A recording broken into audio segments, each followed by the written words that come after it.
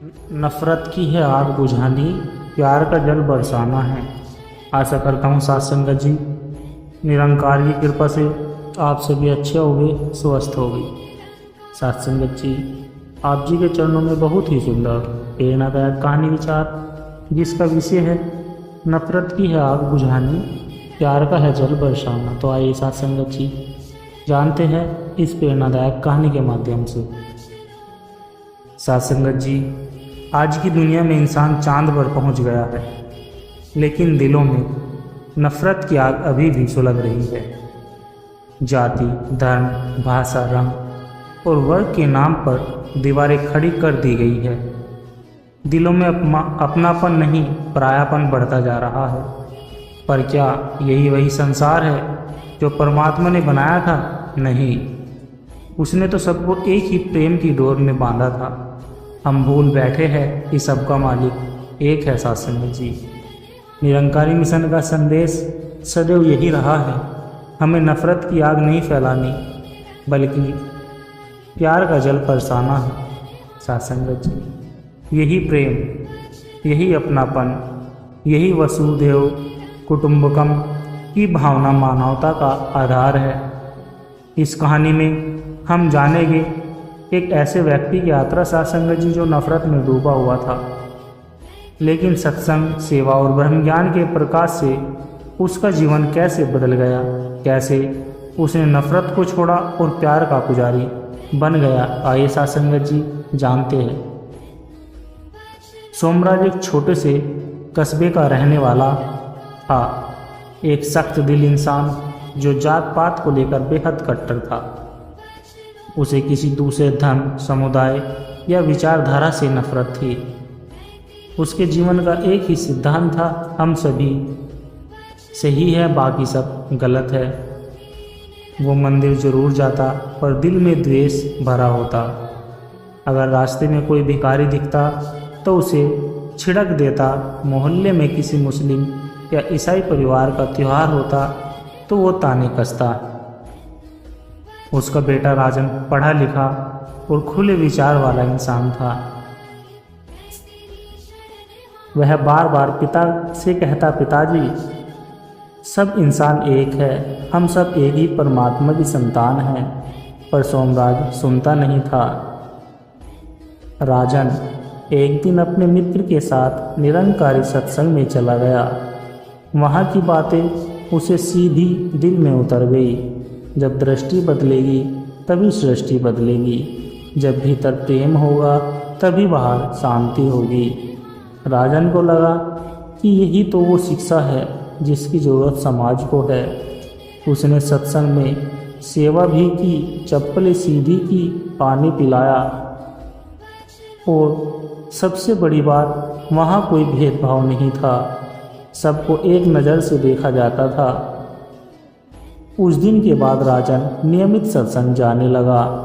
राजन ने एक दिन अपने पिता से कहा, पिताजी, क्या आप मेरे साथ एक बार सत्संग चलोगे? कोई जोर नहीं, बस एक बार।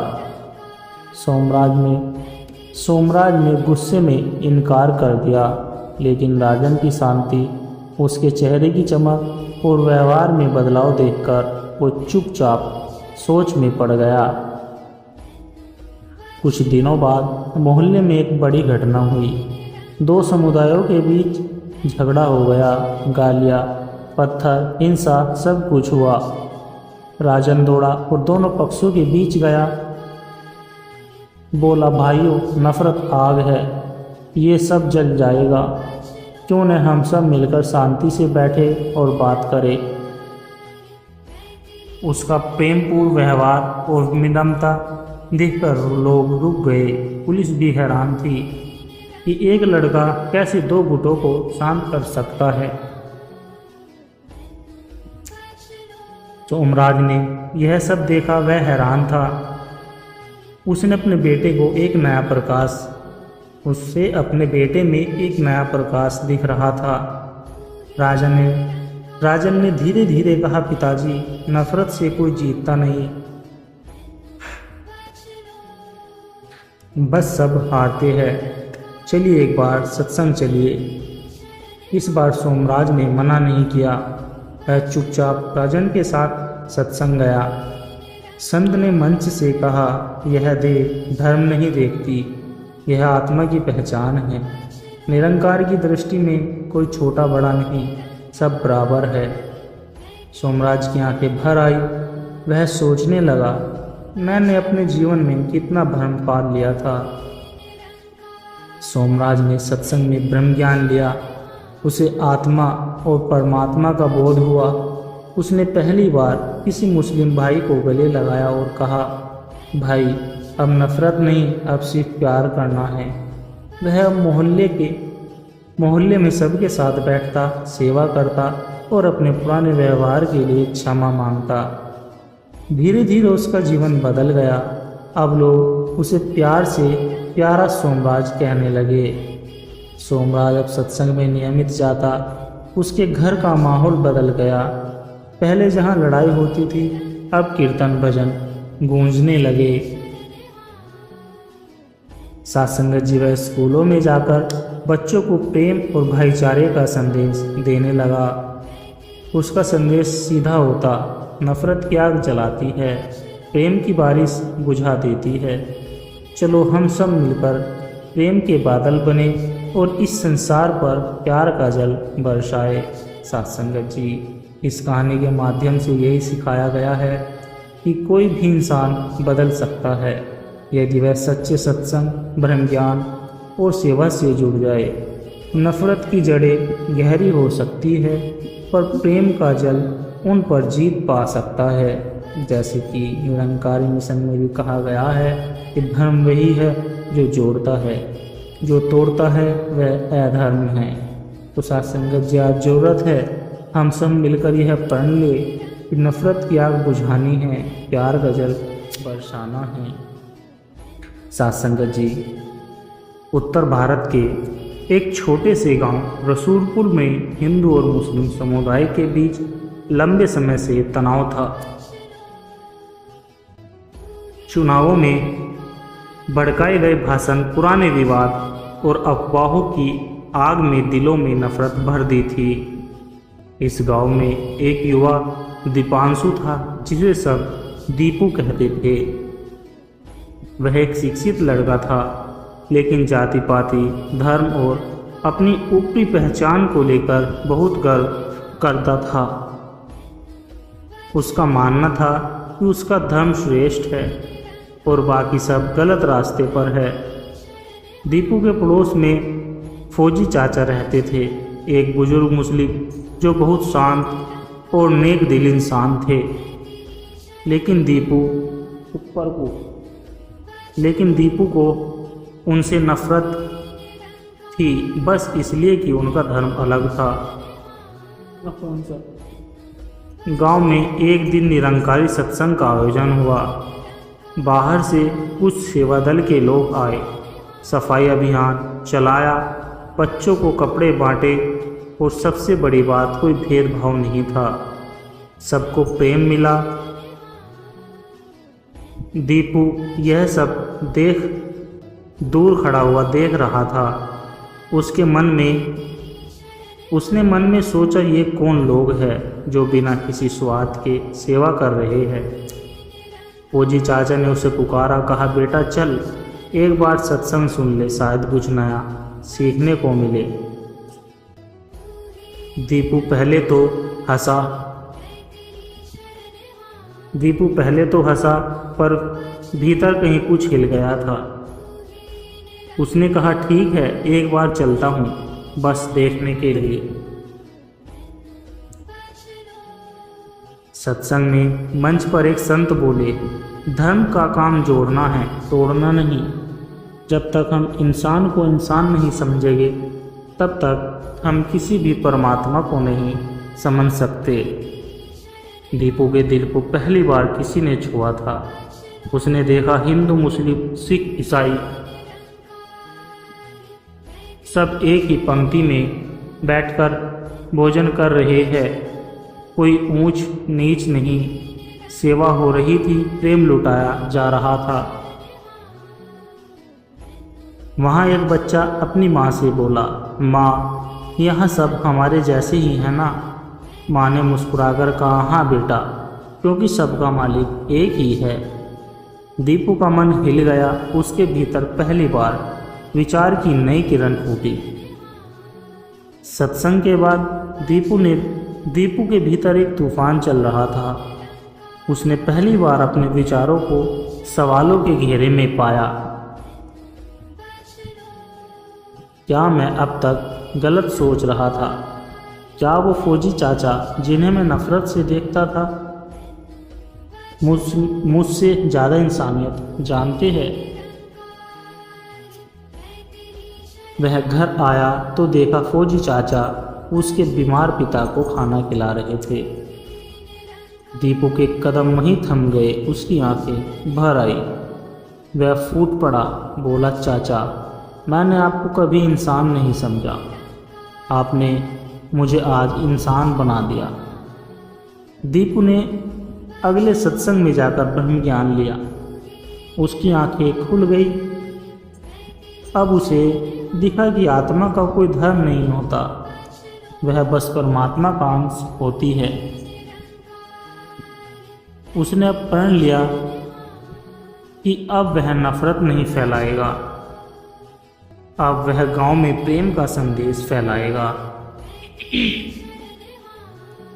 उसने अपने दोस्त को इकट्ठा किया और कहा, हमने वर्षों तक जो आग फैलाई, अब समय है उस पर प्यार का जल बरसाने का। दीपू ने पहली बार फौजी चाचा को अपने साथ लेकर मंदिर गया और फिर गांव के मौलवी साहब को साथ लेकर गुरुद्वारे गया। वहाँ जहाँ भी गया सबको यही कहा कि हमारे इबादत के तरीके भिन्न हो सकते हैं, पर इबादत का मकसद एक ही है, इंसान को इंसान से जोड़ना। धीरे धीरे गांव में बदलाव आने लगा। बच्चे एक साथ खेलने लगे, स्त्रियाँ एक दूसरे के त्यौहार में शामिल होने लगी। सेवा सच्ची और प्रेम की गंगा बहने लगी। एक दिन गांव में फिर अफवाह फैली कि बाहर से कोई आकर गांव में धर्म के खिलाफ प्रचार कर रहा है।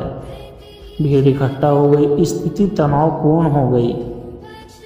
तभी दीपू मंच पर आया, हाथ में एक दिया लेकर बोला, अगर अंधेरे से लड़ना है तो दिया जलाना पड़ेगा, आग से लड़ोगे तो और जलोगे।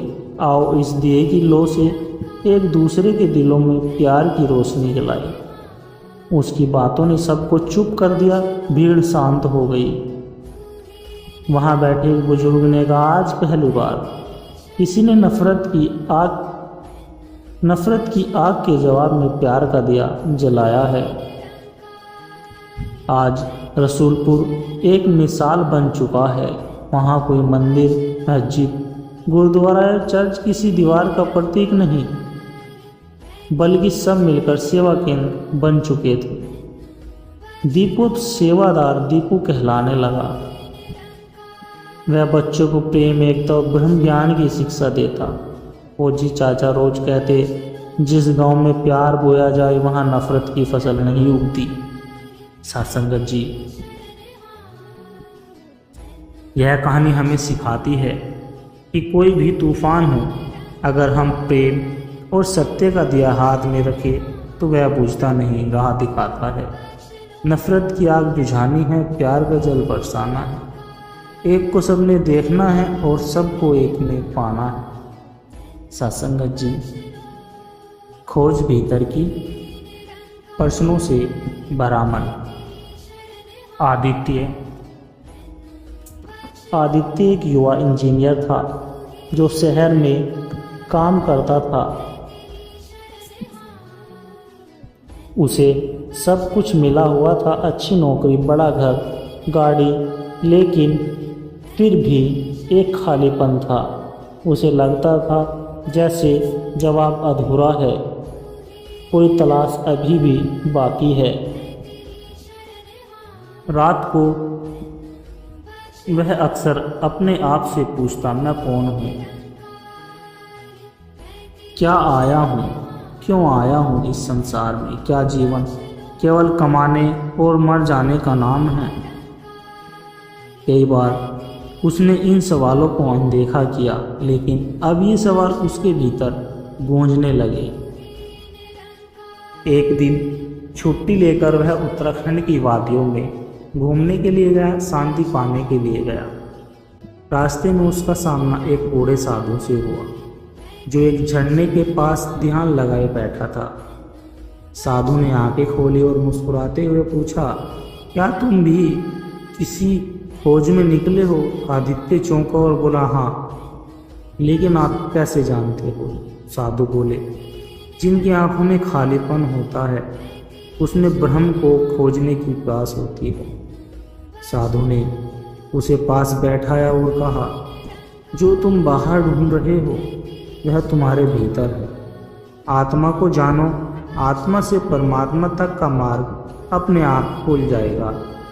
आदित्य ने पूछा, पर मैं आत्मा को कैसे जानूं? साधु बोले, जिस दिन तुम संसार की आवाज़ से हटकर भीतर की आवाज़ सुन लोगे, उस दिन तुम जान जाओगे कि तुम शरीर नहीं हो, आत्मा हो, जो परमात्मा का अंश है।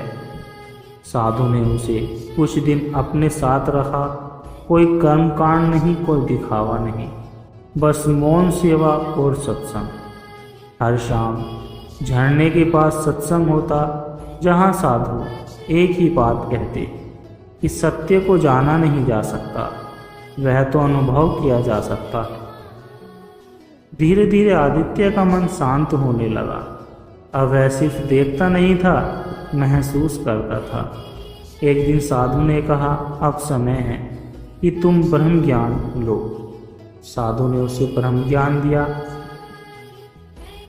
देख, यह जो चेतना है, जो तुझ में है, मुझ में है, वृक्षों में है, जल में है, यही परमात्मा है। तू इससे अलग नहीं है, तू वही है। उस क्षण आदित्य की आंखों में आंसू आ गए। उसे लगा जैसे वह वर्षों से किसी को बाहर ढूंढ रहा था, जो हमेशा से उसके भीतर था।